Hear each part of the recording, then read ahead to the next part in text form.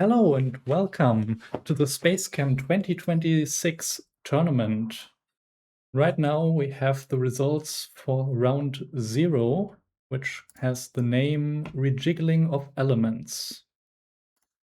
In this round, the task was to take these two molecules, 2-hydroxyl nitrate and phosphine, and combine them into phosphorylethanelamine, or however you pronounce that.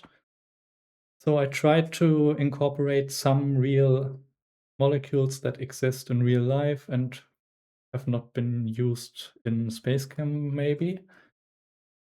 And yeah, it's also a completely vanilla puzzle. So you don't need the community edition for this. It's just 8 bonders and 1 sensor.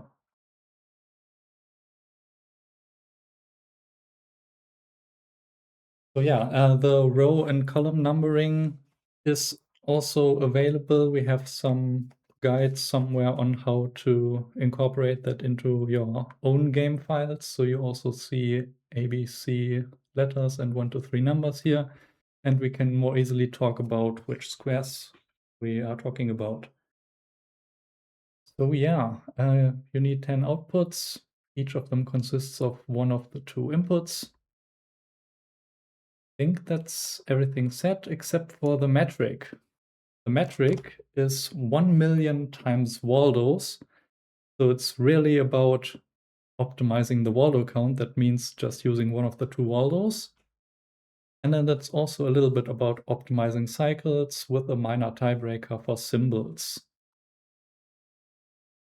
So yeah, let's have a look at the first solution then.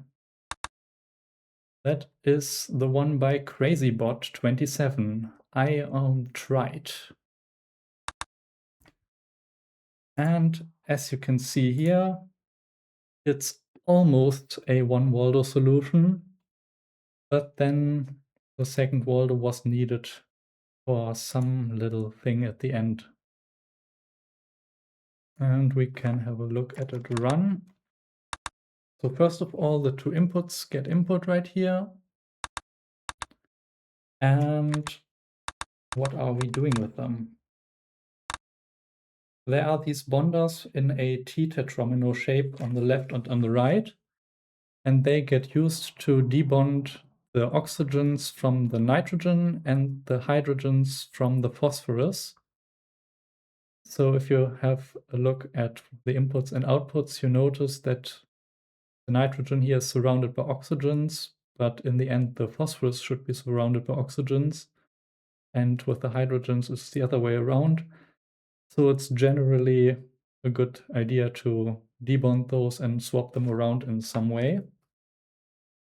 And once you swap those around somehow, you will then also have to take this OH group and let it join the other oxygens around here. So bond that to the phosphorus at some point and take the one of these hydrogens and attach it to another oxygen, because as you can see here, 2 of the oxygens are joined by a hydrogen.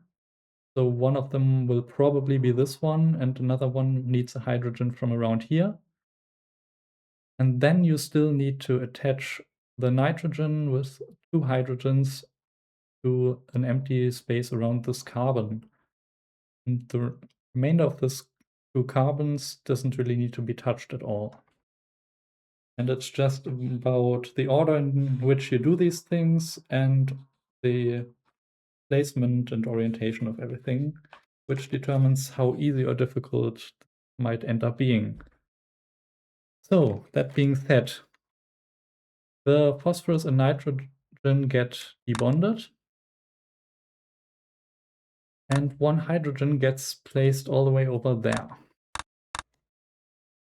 And the nitrogen gets taken out from there and also gets placed over there.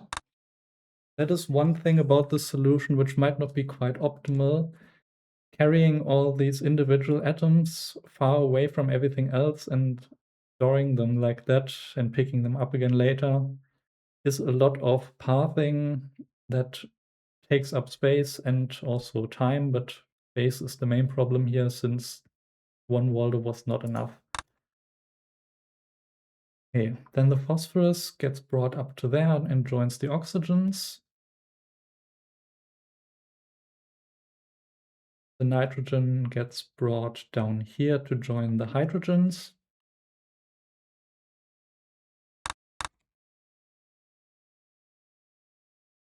And the next task is to split off this OH group from the rest, which gets done like this. And it once again gets stored up here.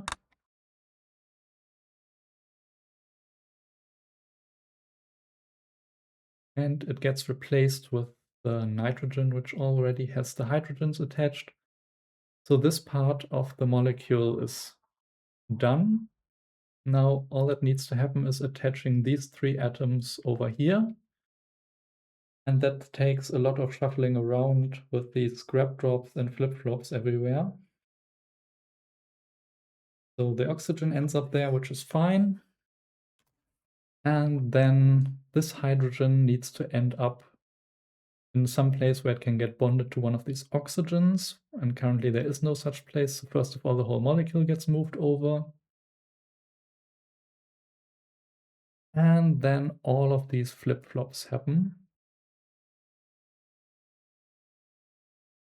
First of all, the hydrogen gets moved to the left and put in the other storage space.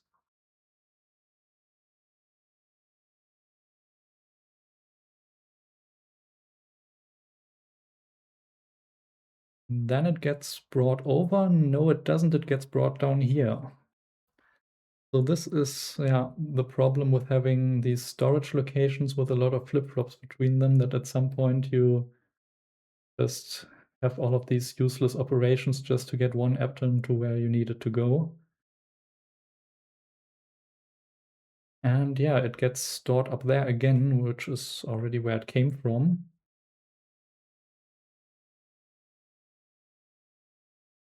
Well, it's to reset the flip-flops. Yeah.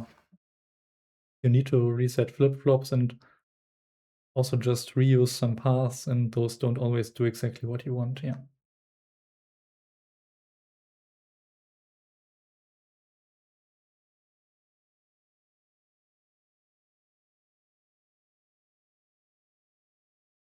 And we are still transporting a single hydrogen atom around the reactor,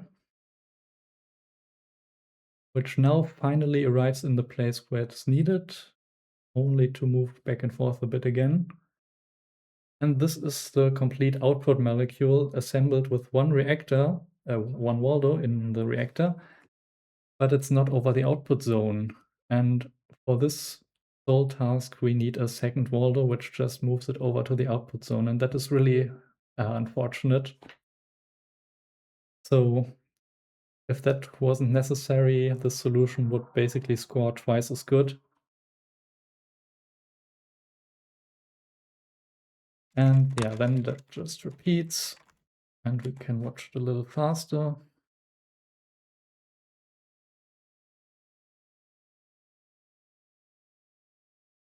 Yeah, it was really close. And I think it was just like a little unfortunate, maybe bonder placement, maybe choice of algorithm, and having 2 separate places where you store individual atoms at times, and that just worked out to need all of the space, and there was no more space to just have the Waldo move to the right again and deliver the molecule to the output. So yeah, let's run it even faster now. And we can see that it is also not the fastest solution, clocking in at 4,163 cycles.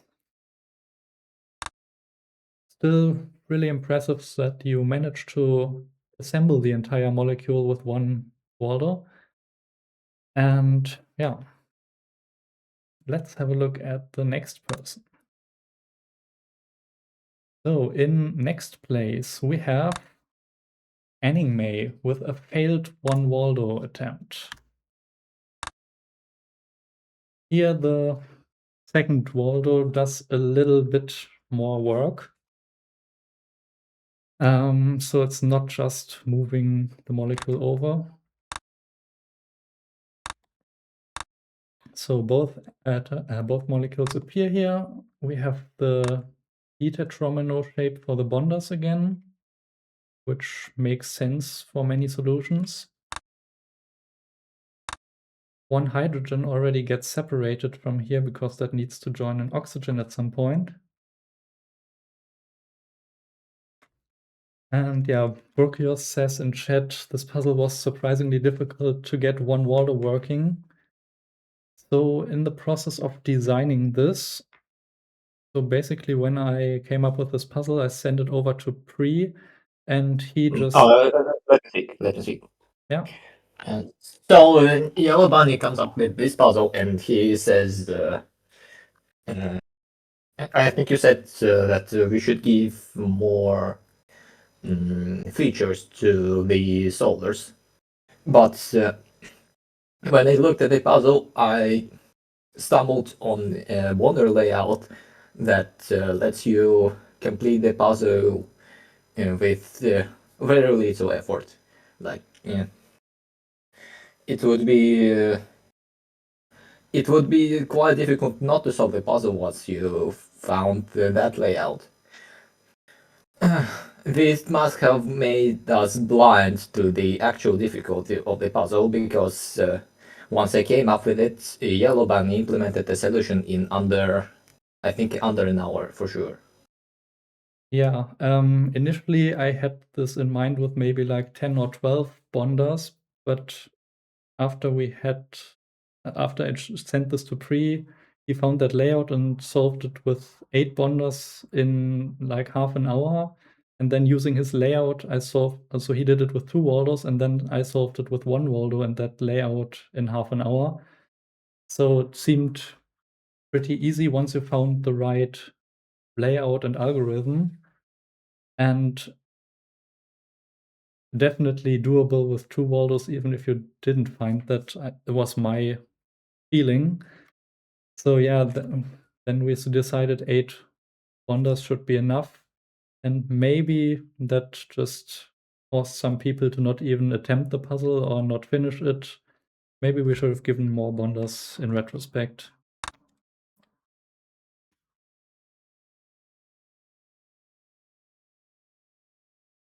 So yeah, here the nitrogen and phosphorus get swapped around.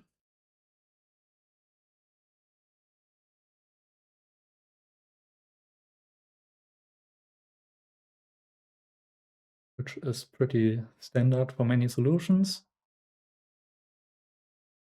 Then this phosphorus with the oxygens get cut off, which is not really standard. And why are we doing that? We are doing that to attach the nitrogen up there and keep the oxygen bonded to the carbon right here.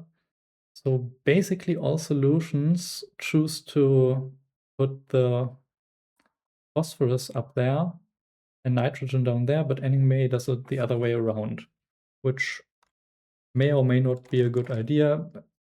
I mean, I don't know because nobody else tried it, but for this solution, it seems like it wasn't the best idea. Well, I thought about it for maybe 5 minutes, but I thought it would be more natural to just do the PN swap instead. Yeah. And then this single hydrogen gets cut off from there because this oxygen does not need it. And Zarkel also says that was their original idea. Okay, so multiple people had that idea. Just I wasn't really aware of it until seeing Anime's solution. And now with the hydrogen attached to one of these oxygen, I didn't really pay attention which one it was. Now we have the oxygen and phosphorus which need to bond, and then the entire molecule is done. So this is already a lot faster than the previous solution, but it still uses 2 Waldos to do some of the work here. Also, quick questions. Can you see my Steam overlay in the stream? My thingy, yeah, Steam overlay. Okay. Oh, and in the very early version, the feature set was super meager. I think it was 4 bonders. Yeah, but we quickly dismissed it as it was very clearly not feasible. that was just when I put in the molecules and did not think about what a solution would look like at all. And then after thinking about it for a few seconds, I put in more bonders. So let's pay some more attention to what happens to this hydrogen.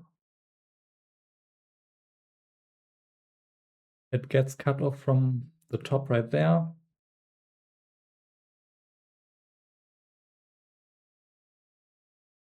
And yeah. So that is how this solution works. And we can run it faster now, and even faster. And this one only takes 1,560 cycles to complete. But due to still being 2 volatile, the overall metric score is barely affected by this. Okay. Let's go to the next solution, which is by the team Workwe, or however you want to pronounce that. That is made up of 1, 2, 3, 4, 5 IEEE, Bruchios, and Davichi.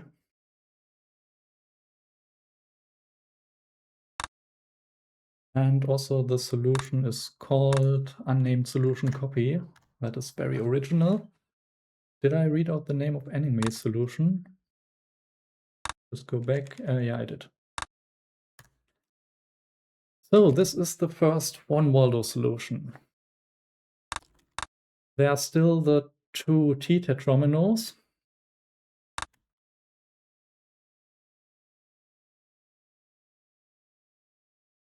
The nitrogen and phosphorus get placed into them. They get debonded, and then they get swapped around. So that seems pretty reasonable. Wow, this is super concise swap circuit. Yeah. It's like E2, E3, F2, F3, G2, G3. So by placing them with the opening facing each other, it's rather easy to swap these around.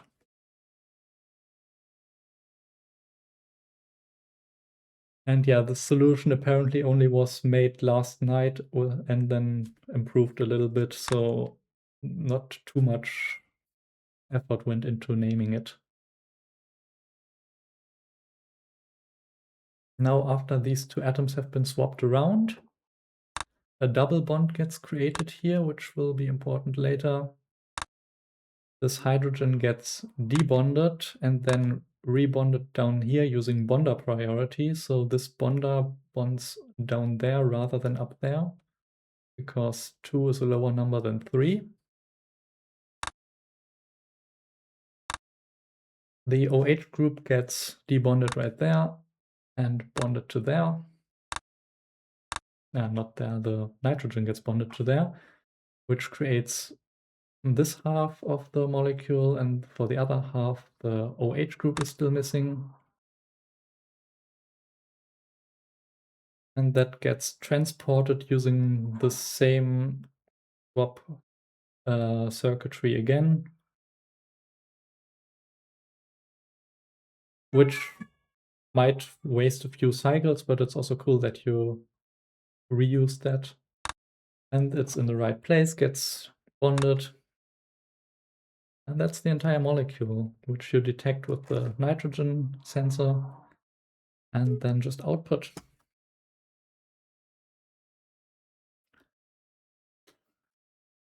Yeah, IEEE is remarking that the improvements didn't matter because this is still the worst scoring single Waldo solution, but always nice to improve your solutions.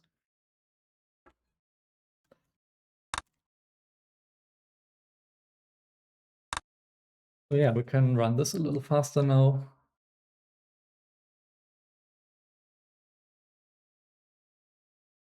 I think there's nothing in the solution which doesn't make sense.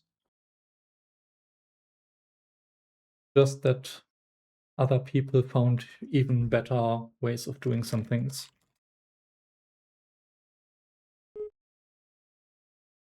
So yeah, we can run this faster as well. And it is 1463 cycles, so even faster than the 2 Waldo solutions we saw.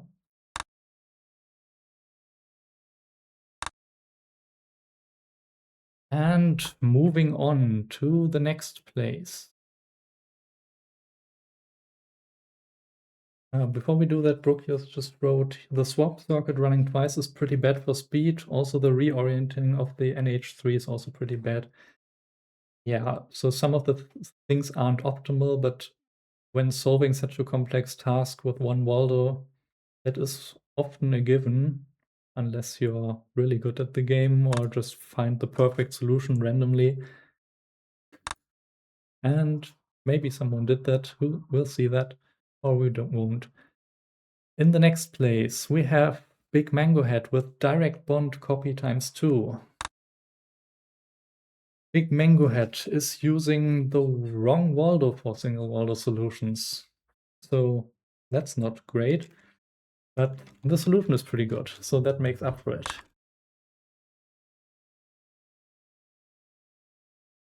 No, it doesn't matter at all which one you use. I just personally like to use the red Waldo. So There's the yellow bunny. yeah. Exactly, as Astro Nelson said, red goes faster than blue. So if you want to output faster, you use the red Waldo. Yeah, see you, Davichi.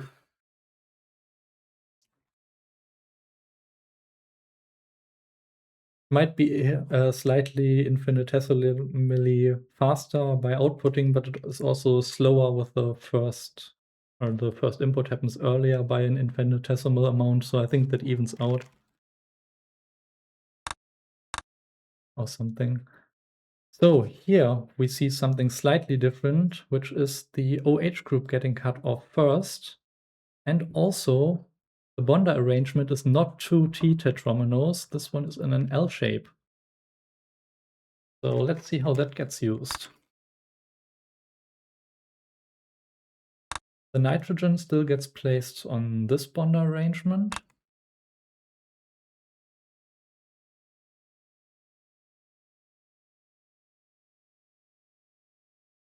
And then the OH group gets moved around a little bit. And the phosphorus keeps one of the hydrogens. And then gets attached over there. That's interesting. Now the nitrogen gets brought over there. So the nitrogen and phosphorus have swapped places now. There's already a bonder there conveniently available by the placement of the molecule to attach that to. And now this hydrogen gets moved over from the phosphorus to the oxygen. And all that's missing is this final OH group, which needs to attach to the phosphorus, so the molecule gets moved around a bit again and bonded to that. Then it just moves straight to the output zone and gets output right there. So yeah, the difference is really just cutting off the OH first and carrying one hydrogen together with the phosphorus. And that ends up being good.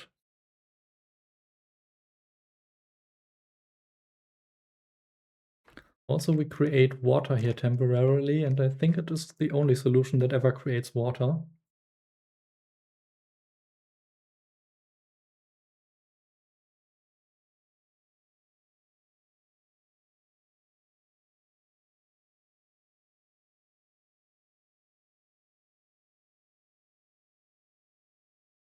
Big Man had tries not to grab onto the phosphorus when doing the swap, since it would consume the symbol space.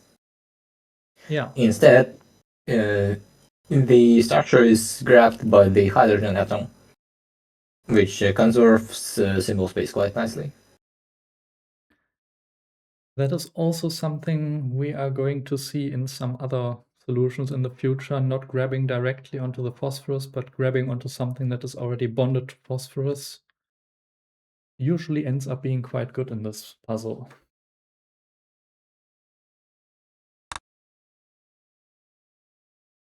So yeah, we can run it a little faster and even faster. And we see that it takes 1150 cycles. So now, before we move on to the next place, we have a fun solution to show, which is by the hosts. That's us. Our kind of test solution. Okay, Brokios, see you.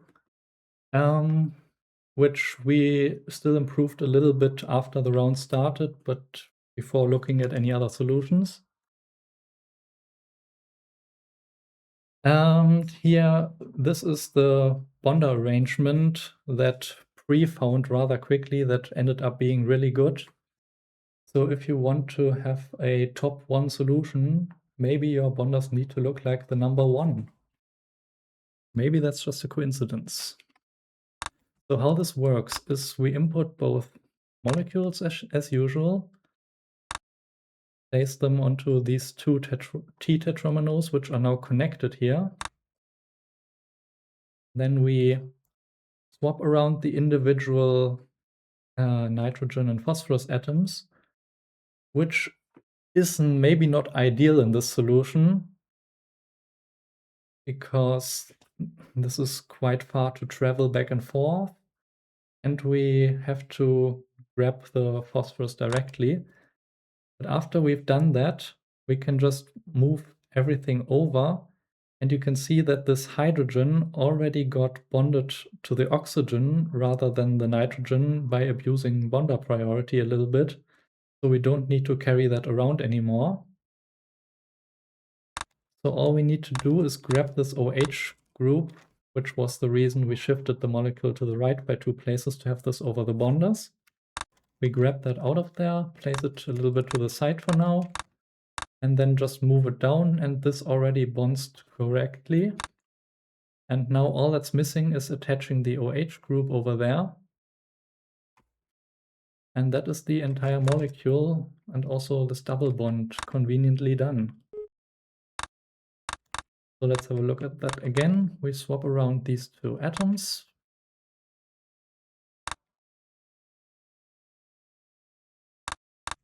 We bond everything, which by bonder priority already bonds this OH group right here. Shift the molecule over a little bit to grab the OH group out of there. We can just shift it down by 1, and the bond from nitrogen to carbon is done. And then only the OH group needs to get attached to there.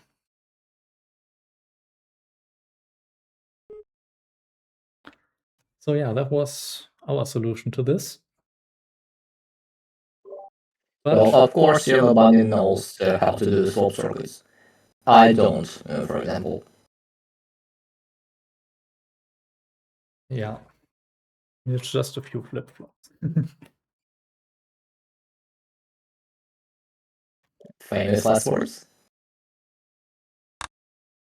Okay, we also want to run this, so I ran it a little too... No. I ran it a little bit too fast. Let's look at it like this. And this takes 884 cycles. And yeah, after we've seen this, let's move on to the next solution, which is better than the hosts. And that is Team Absolute Zero, consisting of Rexkix, Gigigol, and Zarkile. It's called bike shedding and looks like this. There are once again these two tetratrominos around here, which are not connected this time. The OH group gets split off first, just like it did in Big Mango Head solution. But then it gets attached to the phosphorus directly, which has the benefit of not having to grab the phosphorus, which we previously talked about, and already having it bonded to the phosphorus, obviously, which is where it needs to end up at some point. So that just gets placed down here. Now the nitrogen gets pulled out. Then the phosphorus slides right in. Needs to do this back and forth to double bond the oxygen here.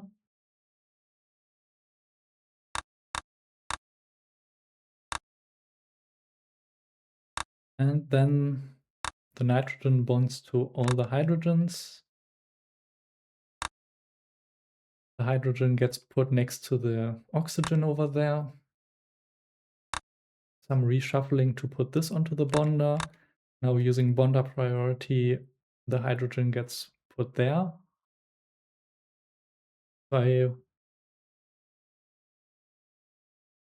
kind of wonder this bond minus there was even necessary if it ends up in this place. Yeah, probably. You need to do bond minus and bond plus at some point. Might as well do it there. And then you move everything over and bond it together. Detect that you're done with the sensor and output. Now this is concise. Yeah.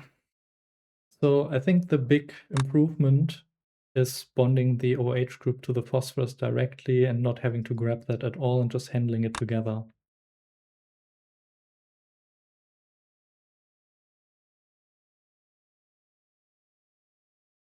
Also, one thing that is to point out is this flip-flop right here, which we can have a look at on the next time this happens.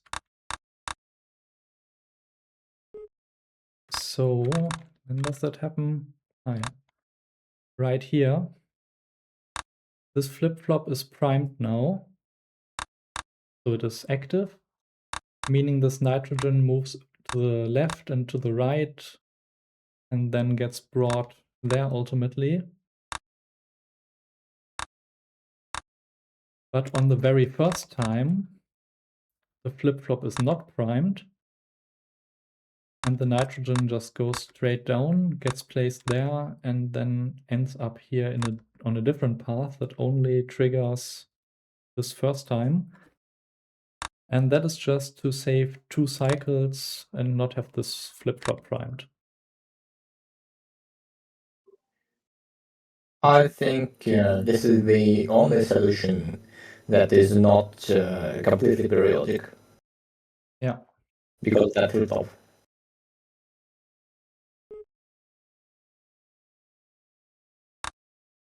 So let's see that flip-flop one last time.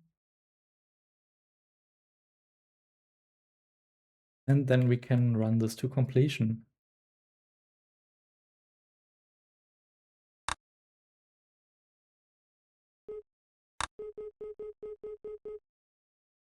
This takes 821 cycles.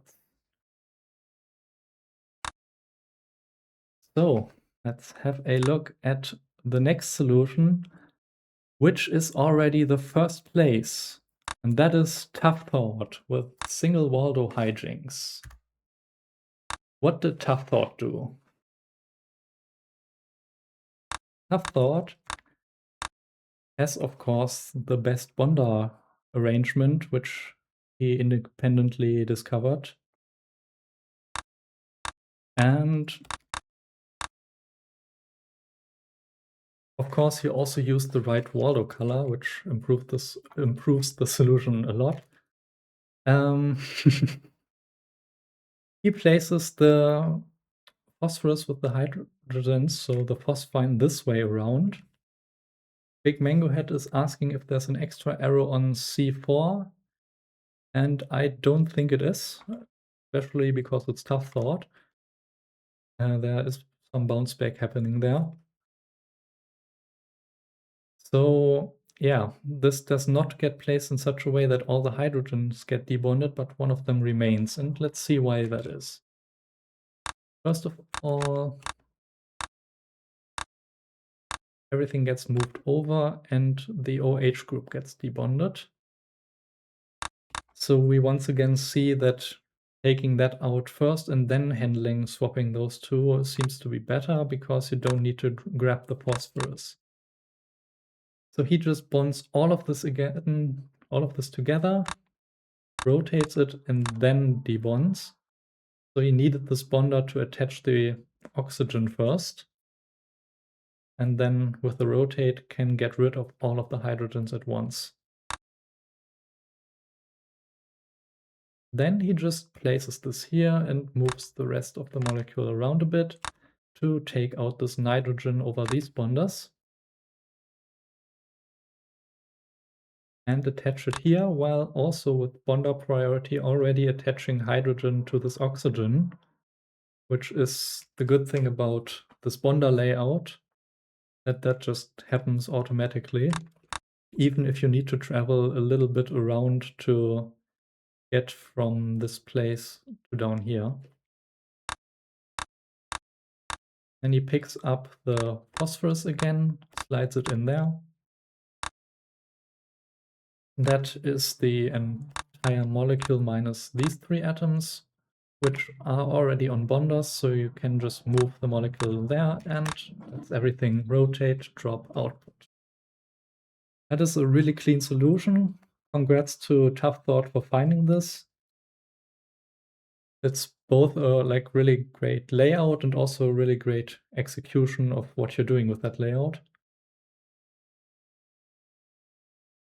On a higher level, it is quite strong because, as you can see, as you could have seen in our solution, Yellow Bunny, no, not our, more like Yellow Bunny solution. Yellow Bunny has to do a huge swap circuit to swap the phosphorus and the nitrogen. While you have to do some sort of this work anyway, you can merge it with attaching the OH group, which Tough Thought does to great effect.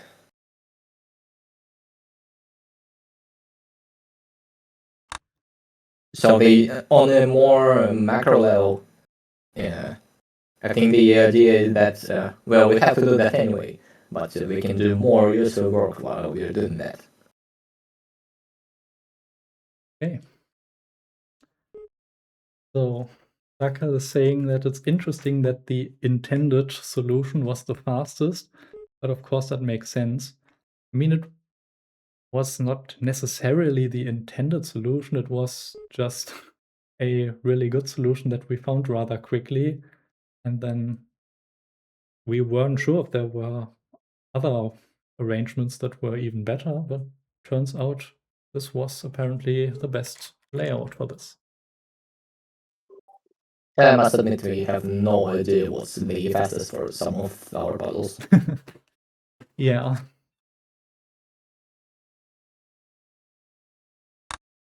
Now that we've looked at all of the scoring solutions and one non-scoring already, we have 2 more non-scoring solutions.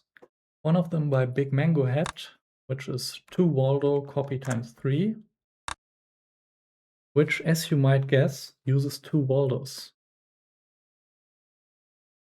Rex Kicks is asking to watch some more slowly, please. What exactly do you want to see again?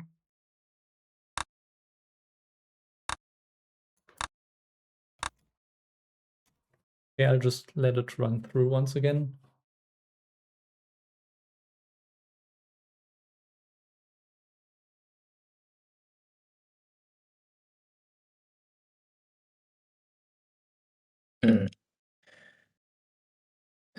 Bonding the OH group to the phosphorus has another advantage.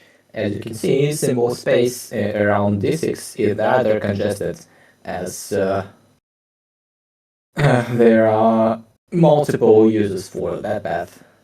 So in order to not congest it even more, when you're handling the phosphorus, you have to...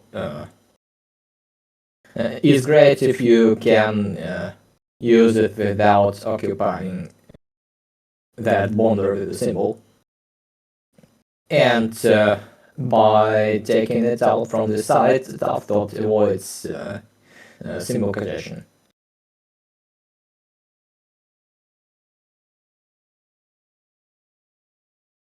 I believe Big Manga had also done that to a lesser degree.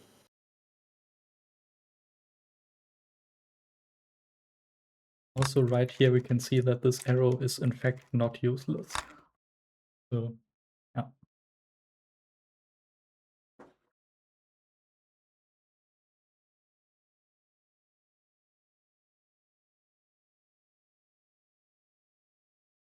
Can you check if it works without the arrow?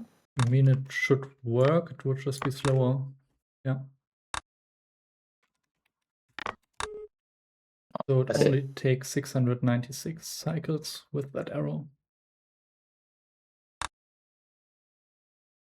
Okay, let's have a look at the non-scoring solutions, which is 2 Waldo copy 3, and that one uses 2 Waldos. Also, here there's only 3 bonders versus 5 bonders up here, so that's a completely new bonder layout. And the hydrogen once again remains with the phosphorus here. Nitrogen and phosphorus get swapped around, which is a little bit more efficient when you can use 2 Waldos to do that in parallel, rather than going back and forth with 1 Waldo.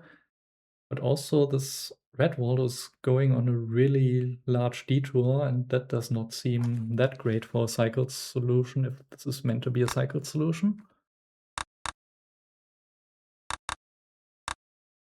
Also, yeah, this molecule gets moved all the way to the right and rotated, and not much is happening. Now the nitrogen is bonded to the hydrogens. The oxygen got pulled out, but the hydrogen still sits there and gets attached to the oxygen again right there. Then the nitrogen gets attached where the oxygen was taken away. This hydrogen slides over to its oxygen. And with that, the molecule is done, gets rotated and output. And yes, this solution contains sinks. I think just for 1 cycle delay right here.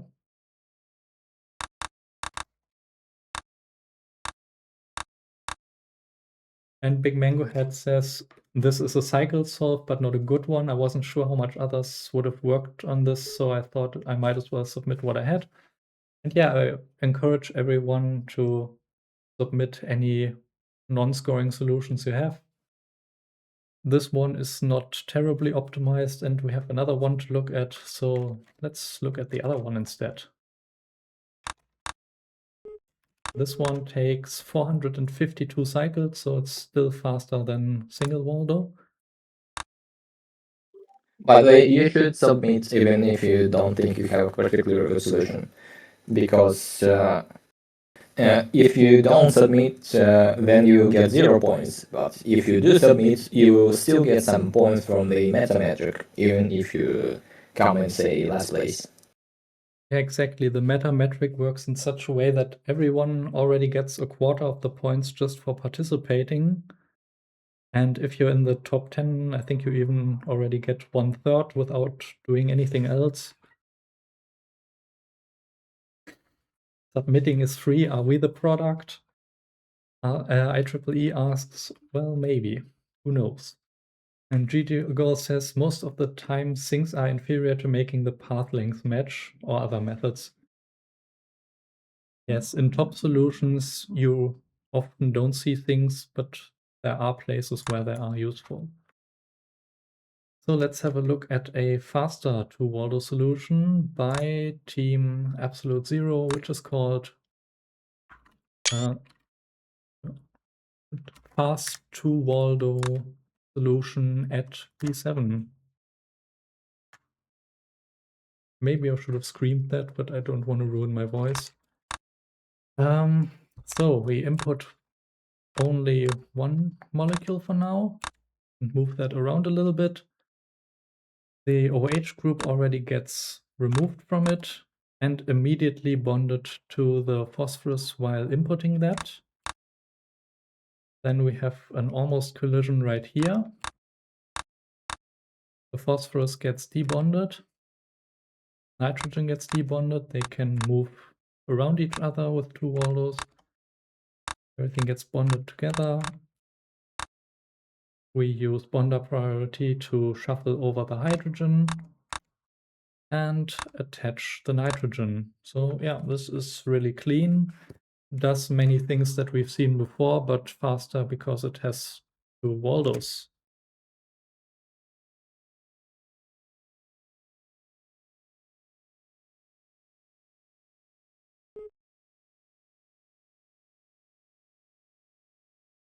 And yeah, the chat is currently discussing how bad things are in your solutions, and don't really want to read all of that out now. Just like use things if you need to, and then while optimizing, you can look if there are ways of getting rid of them. If you can't find any, it's fine to leave them in.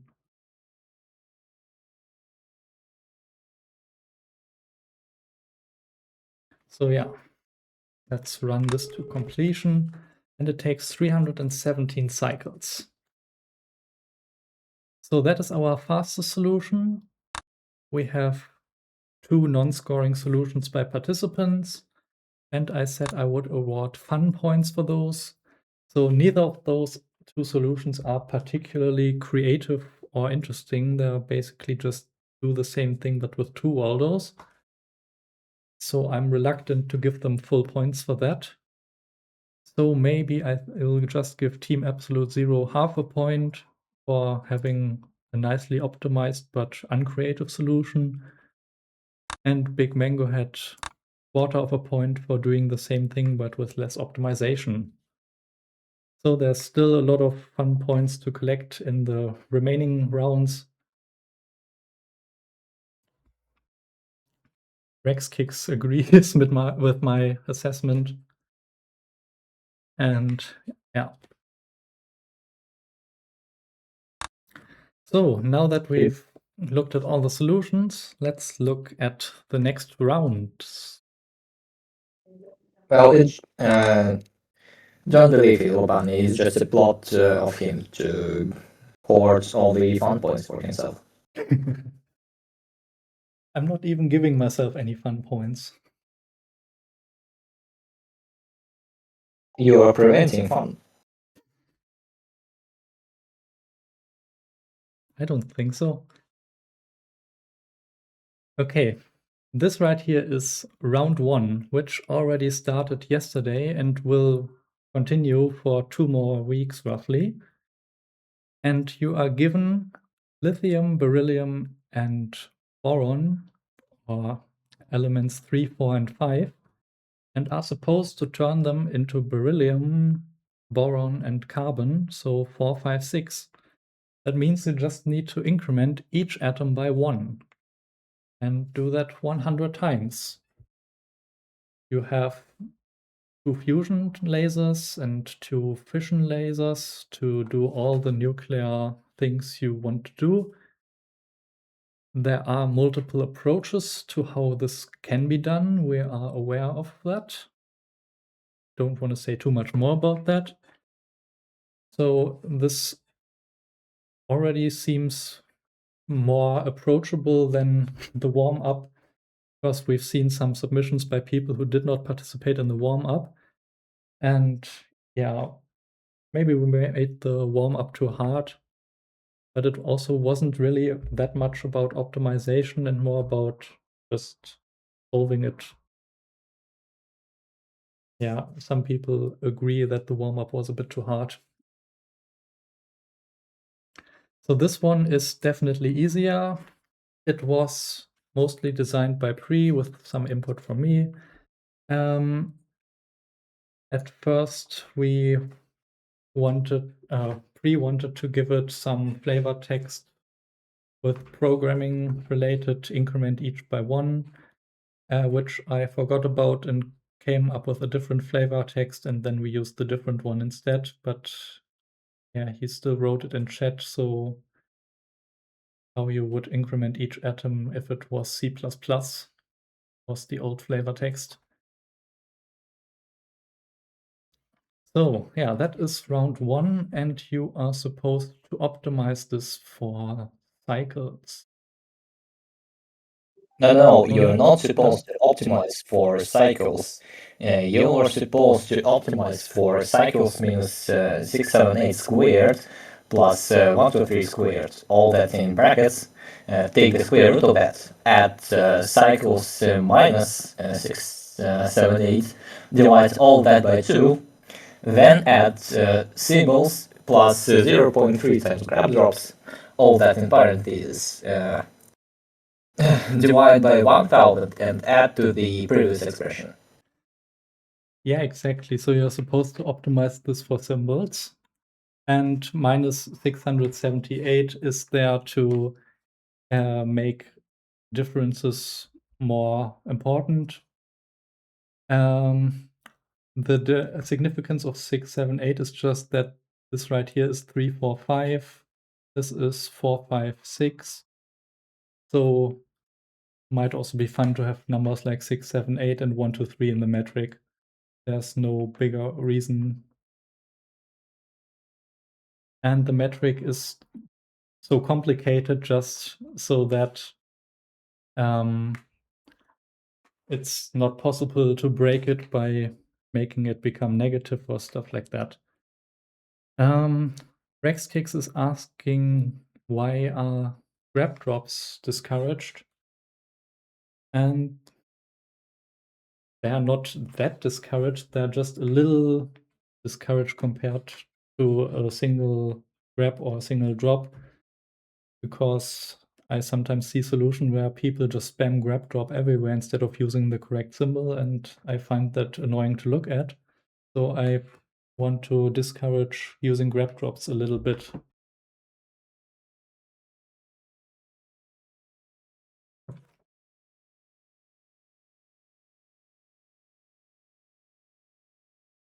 Yeah, okay, so the warm-up also was only worth 1 point in total, and from now on the normal rounds are worth 10 points, so maybe some people just didn't really feel the need to participate, considering if it was rather difficult, the trade-off didn't seem worth it.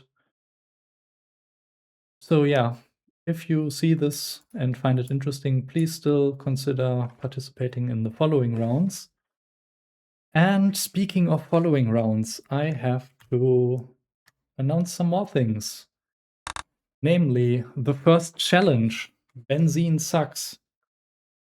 This was the first SpaceChem level I ever designed.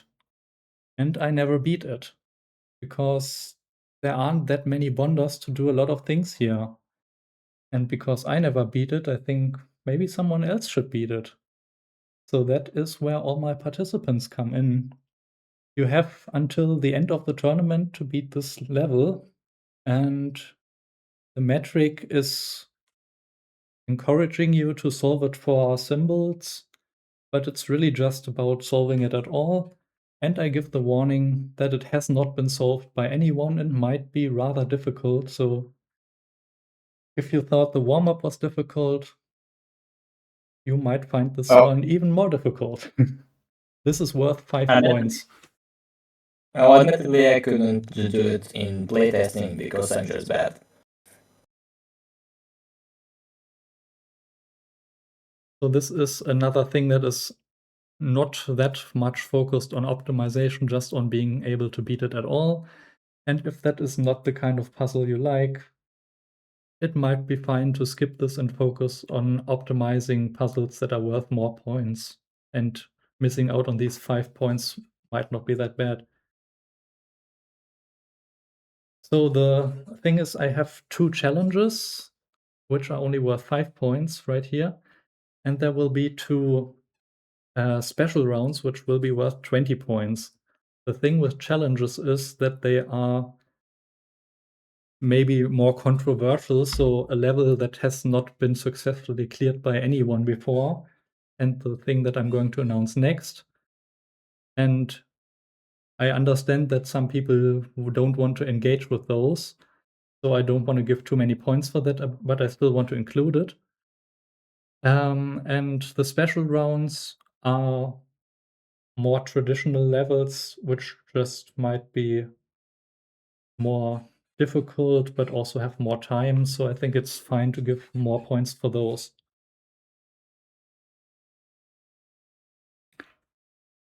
Okay, speaking of the second challenge, it is right here, the element of surprise. You are given loot crate bundles, which contain loot crates, which might be S-tier loot crates or C-tier loot crates. And you would like to get 20 S-tier loot crates out of them. Yeah. And how you do that is kind of your own problem. Let's have a look at one of these inputs. It's a little bit big, so that might be surprising to some people, which fits in with the name of the puzzle. Also that it's about surprise mechanics. And yeah, you just need to extract 20 S-tier loot boxes. And now comes the twist. Wait for it. At all points, it will be public who is in what rank.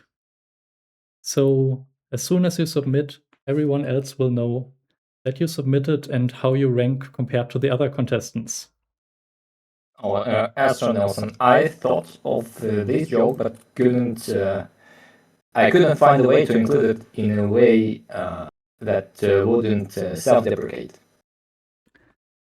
So I guess I can rest now that you've relieved me of this burden. And yeah.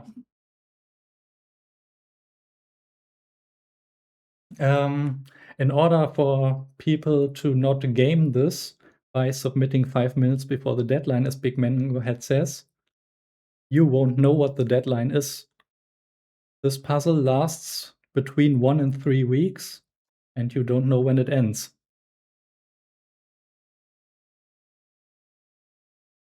So yeah, that's all the announcements. 2 challenges start right after the stream. One of them lasts until the end of the tournament. The other one lasts for somewhere between 1 and 3 weeks. Does anyone else have anything else to say?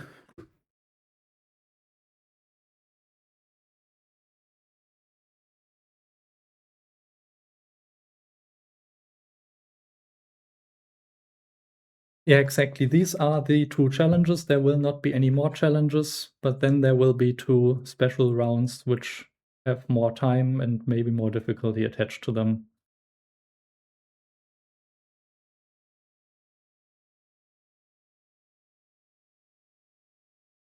Okay, so that's it. I'm going to end the stream, first of all, the video recording. So goodbye to the video watchers.